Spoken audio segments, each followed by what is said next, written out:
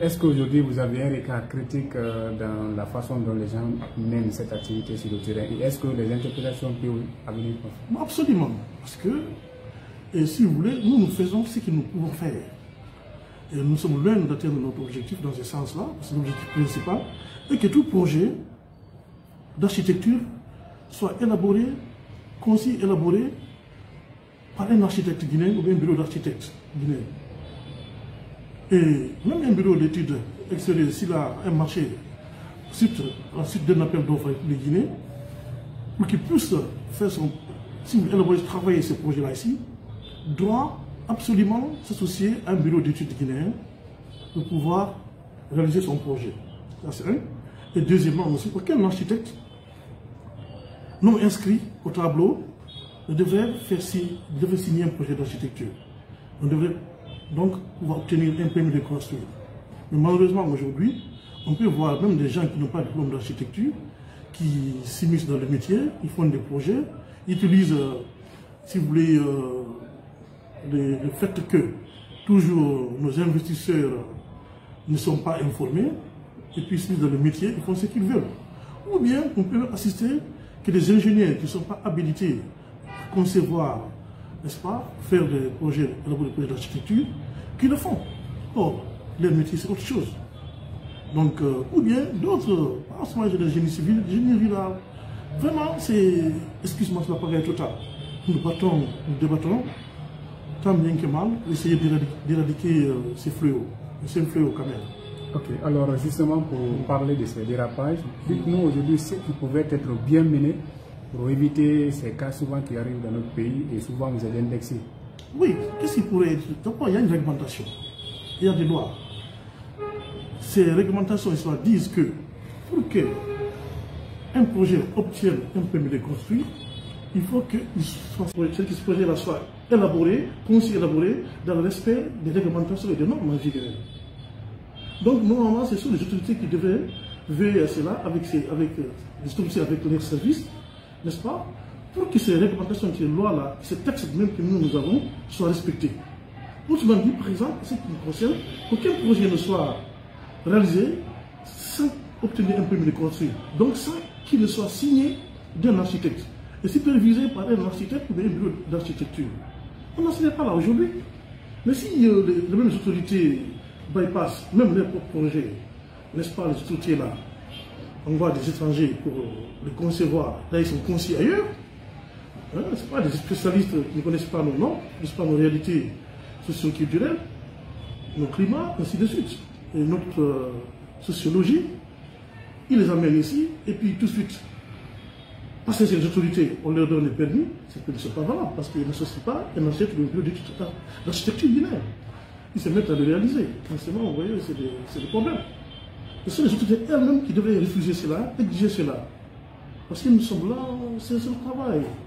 Mais pour cela, on ne peut travailler en aidant les autorités, donc en aidant notre pays, que quand on nous fait appel.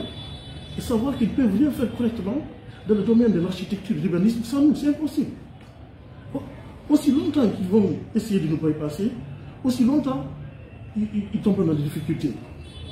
Ils continuent à vivre ces genres de catastrophes qui ne sont pas souhaitables. Ça veut dire que les cas de Koya s'expliquent, et des motos s'expliquent par le fait que souvent on n'est pas associé? Non, le cas de Koya, je parle des inondations, c'est plus récent, c'est dommage qu'il y ait des pertes en vie humaine. Mais ça, c'est les conséquences de l'urbanisation anarchique. Vous voyez, c'est ça les conséquences. Parce que là aussi, chacun vient, il construit où il trouve un site.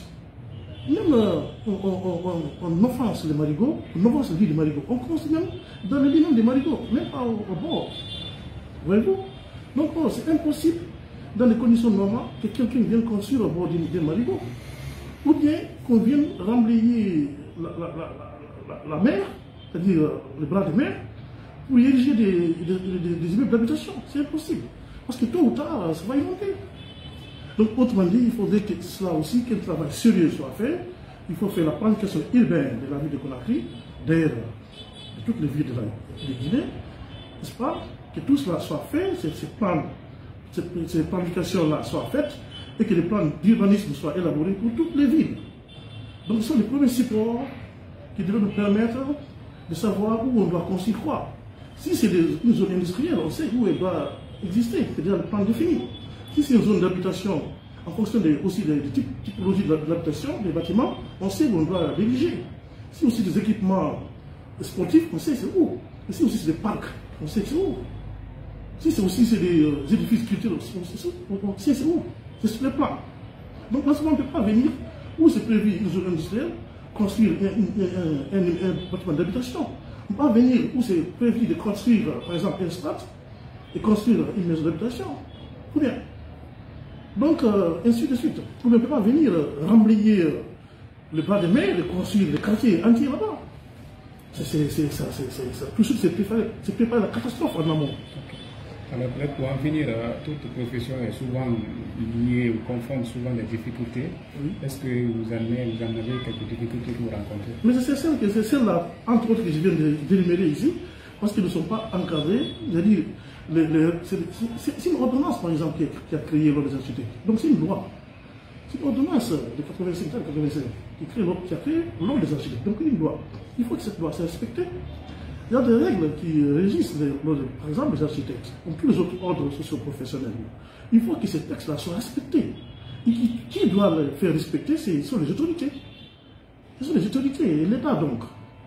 Donc, comme ces textes-là existent, je prends le cas spécifique de l'ordre des architectes, on ne doit pas élaborer un projet d'architecture de Guinée sans un architecte guinéen. Quelle que soit l'envergure du projet, qu'il soit petit ou grand. Donc, cela devait être respecté pour les objets elles-mêmes.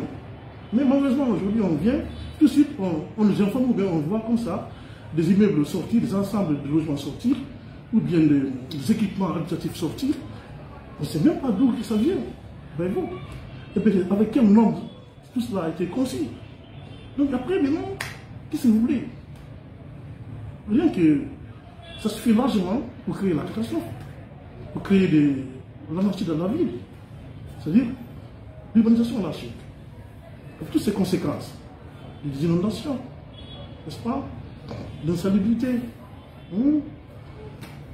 l'insécurité, n'est-ce pas, et tout ça là. Donc ça dégrade même le niveau de vie des populations guinéennes, en termes d'habitat, en termes de tout, en termes de circulation avec les embouteillages, tout ça là. Parce qu'on a tous les espaces publics, partout, avec des gares routières improvisées. Ça qui fait ce qu'il veut, il va se trouver dans la direction qu'il souhaite. Donc là, il faut qu'on accepte d'organiser nos villes. On ne peut pas faire autrement. C'est impossible. Il faut qu'on organise nos villes. Si on ne les organise pas, on laisse un héritage lourd aux futures générations. Parce que les futures générations vont nous condamner et elles devront le faire. Ça passe par là, c'est impossible.